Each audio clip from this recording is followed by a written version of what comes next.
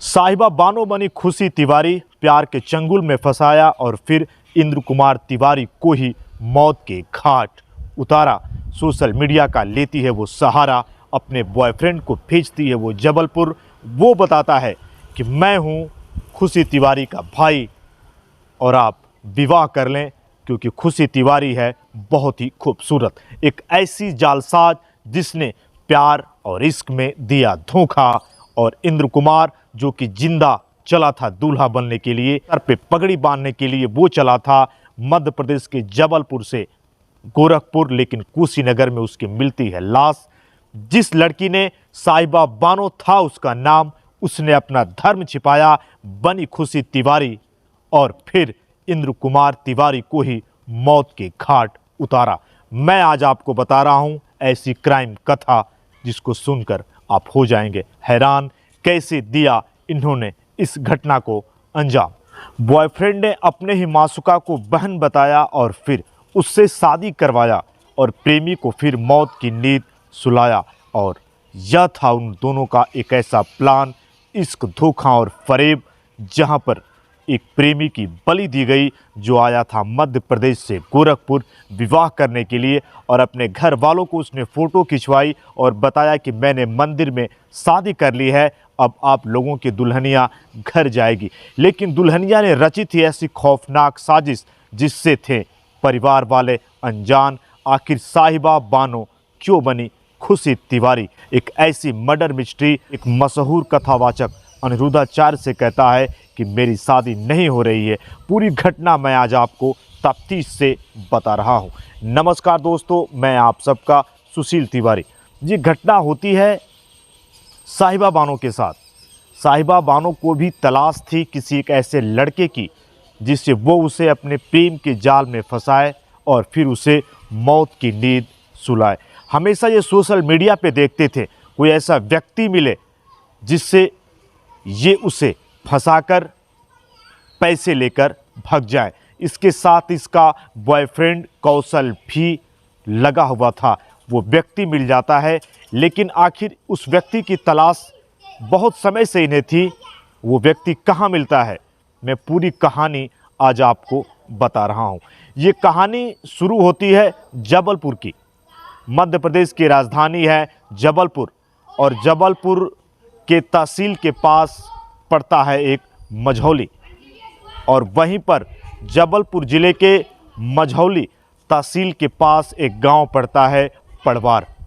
वहीं पर पड़वार में ही 17 मई के दिन की वो बात मैं आपको बता रहा हूं, जहां पर पड़वार में ही मशहूर कथावाचक जिनका नाम है अनिरुद्धाचार्य, उसी गांव में वो प्रवचन कह रहे थे, और वहां पर उस समागम में भक्तों का तांता लगा हुआ था। उसी गांव में वो प्रवचन, और उसी गांव के हैं ये कथावाचक अनिरुद्धाचार्य, जहां पर एक शिविर का आयोजन किया गया था। और उसी शिविर में एक व्यक्ति आता है जिसका नाम है इंद्र कुमार तिवारी, जिसकी उम्र 45 वर्ष है। उसके हाथों में माइक थी और वो गुरुजी से कहता है कि गुरुजी मेरी शादी नहीं हो रही, आखिर कमी क्या है? मैं तो पढ़ा लिखा हूँ, मेरे पास 12 एकड़ की ज़मीन है, लेकिन मेरी शादी नहीं हो रही। अनिरुद्धाचार्य उससे कहते हैं कि आपकी उम्र कितनी हो गई? तो वो बताता है मेरी उम्र लगभग 45 साल हो गई, आप कुछ विद्यालय खोल लें, सामाजिक काम करें। लेकिन वो इंद्र कुमार कहता है कि नहीं, मुझको अपना घर बसाना है, इतनी बड़ी ज़मीन है, जायदाद है, पैसे हैं। इंद्र कुमार गुरुजी से कहता है कि मैं चाहता हूं हमारा वंश आगे बढ़े, इतनी बड़ी मेरी प्रॉपर्टी है। लेकिन इस सोशल मीडिया पर ये जो वीडियो चल रहा था, इसके पीछे कुछ लोग थे जो कि इसको नज़दीक से देख रहे थे, जिसमें थी साहिबा बानो और उसका बॉयफ्रेंड कौशल। और फिर इस वीडियो को देखने के बाद 17 मई का वो दिन है जब वो फ़ोन करता है इंद्र कुमार के पास, और वो कहता है कि मेरी एक बहन है जिसका नाम खुशी है, आप क्या उससे विवाह कर सकते हैं? मैं उसका भाई बात कर रहा हूं आपसे। और फिर 26 मई के दिन वो आ जाता है मध्य प्रदेश के राजधानी जबलपुर, जहां पर रिश्ता लेकर वो आता है और वहीं पर दोनों में बात होती है। 5 जून को डेट मुकर्रर होता है कि उसी दिन विवाह होगा, लेकिन ये विवाह मध्य प्रदेश नहीं होगा, ये विवाह होगा उत्तर प्रदेश के गोरखपुर जिले में। जब इंद्र कुमार को इसकी जानकारी हो जाती है तो घर वालों को वो बताता है। खुशी का ठिकाना नहीं है इंद्र कुमार को, लेकिन उसके पास पैसे नहीं थे शादी के लिए। फिर वो 1 एकड़ ज़मीन अपनी गिरवी रख देता है और उसके बाद वो जाता है सुनार के पास और वो कहता है कि मुझको कुछ गहने दे दें आप।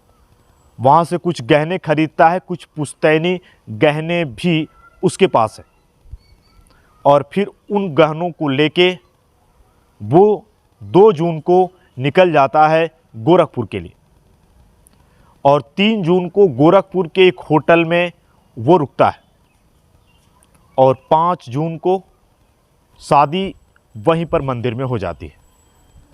अब शादी के बाद जो फ़ोटो है, जो तस्वीरें हैं, वो घर वालों को दिखाता है। उससे खुशी का ठिकाना ही नहीं था। घर वाले भी काफ़ी खुश हैं कि अब इंद्र कुमार अपनी दुल्हन को लेके घर आएगा, जिसकी तलाश उसको 45 सालों से थी। आज वो तलाश घर वालों की और इंद्र कुमार की ख़त्म हो गई। लेकिन जब उसने घर जाने की बात की तो उसके बॉयफ्रेंड ने और साहिबा बानो, जो खुशी तिवारी बनी है, दोनों टाल मटोल करते हैं। वो कहते हैं चलिए हम आपको गांव दिखाते हैं और उसे वो लेके चले जाते हैं चक नीलकंठ गांव, जो पड़ता है कुशीनगर में। और वहीं कुशीनगर में उसके साथ हो जाता है एक ऐसा कांड जो कभी इंद्र कुमार ने सोचा नहीं था। उसके सर पे वार किया जाता है, उसके शरीर पर वार किया जाता है और वहीं पर उसे मौत की नींद वो सुला देते हैं और उसके पास रखे पैसे, गहने और मोबाइल लेकर वहाँ से दोनों रफू चक्कर हो जाते हैं। जिस तरीके से इन्होंने इस क्राइम कथा को गढ़ा था, ये यही सोच रहे थे कि ये पकड़ में कभी भी नहीं आएंगे, क्योंकि जब जो साहिबा का बॉयफ्रेंड है कौशल, जब इंद्र कुमार से मिलता है, उसके बाद सोशल मीडिया के माध्यम से वो फेक आईडी भी बनाती है खुशी तिवारी के नाम पर। कुछ दिनों तक खुशी तिवारी, जो असल में थी साहिबा बानो, वो बात करती है और फिर उसे वो अपने चंगुल में फंसाती है। लेकिन जो व्यक्ति जबलपुर से जिंदा आया था विवाह करने के लिए गोरखपुर में शादी के बाद उसकी मौत हो जाती है।